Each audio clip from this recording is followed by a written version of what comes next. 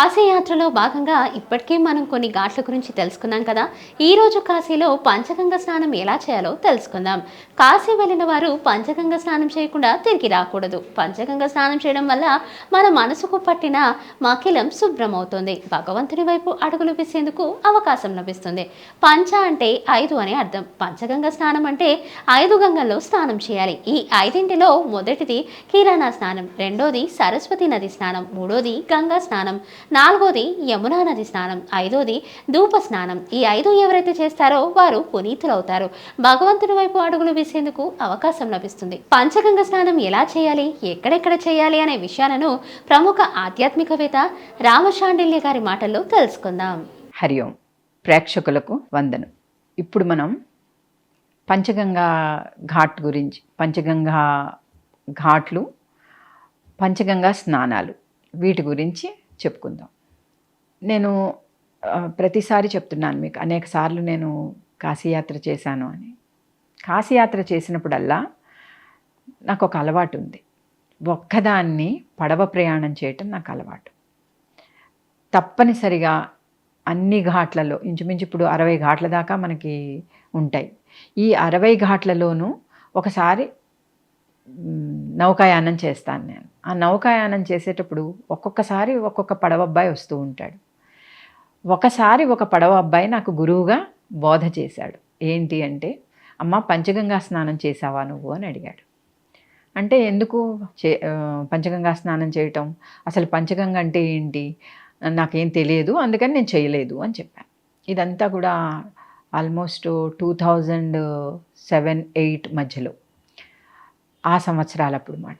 అంటే అయ్యో ఇన్నేళ్ళు నువ్వు వస్తున్నావు కానీ చేయట్లేదా అన్నాడు. చేయట్లేదు, నాకు తెలియదు పంచగంగ స్నానం చేయాలి అని. నాకు అందరూ చెప్తున్నారు కానీ అది నాకేమో అంత పెద్దగా ఆలోచన లేదు, అందుకని నేను చేయలేదు అని. లేదమ్మా తప్పకుండా చెయ్యండి పంచగంగ. పంచగంగలంటే మీకు గంగా, యమున, సరస్వతి, ధూపము, కిరణము, ఈ 5 స్నానాలు మీరు కాశీలో తప్పనిసరిగా చేయాలి. అందుకని కిరణ స్నానం ఎక్కడ అంటే అసీఘాట్లో సూర్యనారాయణ, మనం చెప్పుకున్నాం ఆదికేశవ ఘాట్లో సూర్యనారాయణమూర్తి మొట్టమొదటిగా అక్కడే మీకు ఉన్నాడు అని. అంటే సూర్యోదయం టైంలో అసీఘాట్లో స్నానం చేయాలి. కానీ ఇప్పుడు ఏంటంటే అసీఘాట్ పాడు చేసేసారు, పూర్తిగా మైలపడిపోయింది. మా నాన్నగారితో నేను వెళ్ళానండి ఒకసారి. వెళ్ళినప్పుడు అసీఘాట్ తప్పనిసరిగా నేను స్నానం చేస్తాను, ఇక్కడి నుంచి నేను స్నానం చేయకుండా కదలను అన్నారు. కదలను అంటే ఒక పడవ అబ్బాయిని బతిమాలుకుని ఆదికేశవ ఘాట్కి తీసుకెళ్ళి ఆ ఘాట్లో అసీ నది ఒడ్డున స్నానం చేశాం మేము. ఎలా అంటే ఆ పడవ అబ్బాయి ఒక చెంబిస్తే ఎక్కడ బాగున్నాయో నీళ్ళు, నిజంగా అసలు బాగాలేవు కానీ ఎక్కడ బాగున్నాయో చూసి ఆ కాసిన నీళ్లతోటే అందరం తలో చుక్క స్నానం చేసాం అన్నమాట. అది ఆదికేశవ ఘాట్ స్నానం అండి అదంతా. సరే, ఆ ఆదికేశవ ఘాట్లో స్నానం అయిపోయింది. అక్కడి నుంచి అంటే కిరణ స్నానం చేసేసాం మనం అందరం. ఆ కిరణ స్నానం నుంచి మనం మొదటిది కిరణ స్నానం, తర్వాత బిందుమాధవ ఘాట్లో సరస్వతీ నది అంతర్వాహినిగా ప్రవహిస్తుందిట. అందుకని అంతర్వాహిని సరస్వతీదేవి స్నానం బిందుమాధవ ఘాట్లో చేస్తామండి మనం. రెండవది అక్కడి నుంచి మనం మళ్ళా కేదారేశ్వర ఘాట్ గంగా స్నానం అండి. అది అక్కడే గంగాదేవి ప్రవాహం ఉంటుందిట, అందుకని గంగా స్నానం. అది యమునా నది. యమునా నదిని మనం ఏమని అడగాలంటేట, మా పాపాలన్నీ తీసుకోమ్మా, మమ్మల్ని శుభ్రం చేయమ్మా. అందుకే ఆవిడ నల్లగా ఉందిట. యమునా నది యమున నల్లటిదిట. ఎందుకు నలిపోయిందంటే మనం ఇచ్చే పాపాలన్నీ ఆవిడ తీసుకుని పాపం ఆవిడ మనకి శుద్ధి చేస్తోంది కనుక యమునా నది స్నానం. యమునా నది స్నానం ఎక్కడ మీకు? పంచగంగా ఘాట్లో, దశాశ్వమేధ ఘాటు. అదైపోయిన తర్వాత మీరు మణికర్ణికా ఘాట్. మణికర్ణికా ఘాట్కి ఎప్పుడు వస్తామంటే మనం, అసలు మణికర్ణిక గురించి చాలా పెద్ద స్టోరీ ఉంది, అది అందరికీ తెలిసిన స్టోరీయే. తర్వాత చెప్పుకుందాం, ఆ ఘాటుకు వచ్చినప్పుడు చెప్పుకుందాము. ఇప్పుడు మాత్రం మణికర్ణికలో మధ్యాహ్నం 12 గంటలకి మొత్తం 3,000,000 దేవతలు వచ్చి స్నానం చేసి అక్కడ అర్ఘ్యం ఇస్తారట, పెద్దల్ని తలుచుకుంటారట. అంటే పునర్జన్మ, హిందువులు అంటే పునర్జన్మ మీద నమ్మకం ఉండి తీరాల్సిన వాళ్ళం మనం. అందుకని ఆ పునర్జన్మ నమ్మకంలో మన పై తరాలందరినీ మనం బతికి ఉన్న వాళ్ళని ఉద్ధరించటం కోసమని అక్కడ స్నానం చేసి, దేవతలే స్నానం చేసి పితృదేవతలకి అర్ఘ్యం ఇచ్చే చోటు కనుక ఆ చోట్లో మనం తప్పనిసరిగా అక్కడ అర్ఘ్యం ఇవ్వాలి. మనం చేయాల్సిన కార్యక్రమాలు మగవాళ్ళు చేయాలి, ఆడవాళ్ళు స్నానం చేయాలి. అందుకని తప్పనిసరిగా మనం అందరం పంచగంగల్లో స్నానం చేయాలి అని చెప్పాడండి. ఆ అబ్బాయి నిజానికి పడవ నడుపుకునేవాడు.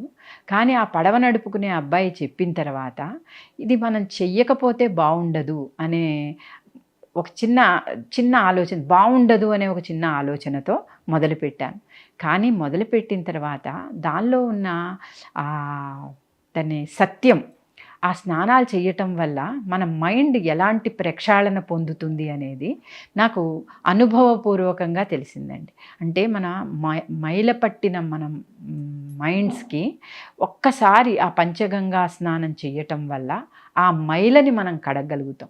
మనం ఏమనుకుంటున్నాం అంటే గంగానదిలో మైల ఉంది, ఆ మైలలో మనం మునిగితే మన ఆరోగ్యం పాడు చేస్తుంది గంగ అనుకుంటున్నాం. కాదండి. ఈ ధూప స్నానం కానీ, ఈ కిరణ స్నానం కానీ, గంగా, యమున, సరస్వతీ నదుల స్నానం కానీ మనం చేయాల్సింది ఎందుకంటే మనకి మైండ్స్కి పట్టిన మకిలి కడగటానికి ఈ నదీ స్నానాలు పనికొస్తాయి.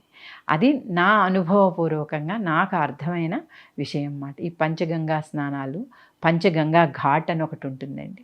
ఆ గంగా ఘాట్కి వెళ్ళి అక్కడి నుంచి మీరు బిందు మాధవుణ్ణి, చాలా ఉన్నాయి మీరు ఆ ఘాట్లో చూడాల్సినవి కూడా. అవి కూడా మీకు నేను తర్వాత చెప్తాను. తర్వాత వచ్చే ఎపిసోడ్స్లో వాటన్నింటి గురించి మనం మాట్లాడుకుందాము. ఇప్పుడు మీకు నేను చెప్పింది పంచగంగా ఘాట్ స్నానం. తప్పనిసరిగా ఎవరైనా సరే కాశీ వెడితే పడవలో కూర్చొని ఒక చెంబుడు నీళ్లు తీసుకుంటూ అలా అయినా స్నానం చేసి రండి. మీకు ఆ తేడా తెలుస్తుంది.